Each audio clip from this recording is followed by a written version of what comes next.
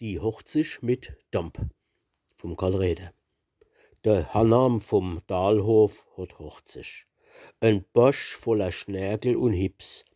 Sie ziehen jetzt vom Dahl raus ins Kärschel. Er plotzt unterwegs noch, sei Gips. Doch wie sie ans Kärschel hinkommen, am Hochzigstag macht er noch Witz. Da steckt er sein klerische Globe, der Braut in den Sack durch den Schlitz. Es leiht zusammen, der Lehrer spielt Orgel, die Braut ist so bleich und so blass.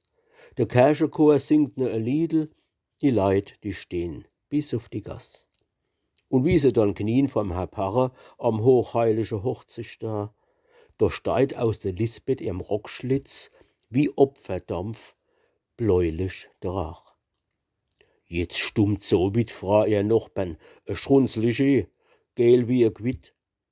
Ich war, wie ich jung war, hitzig, doch geracht und gedampft hab ich net.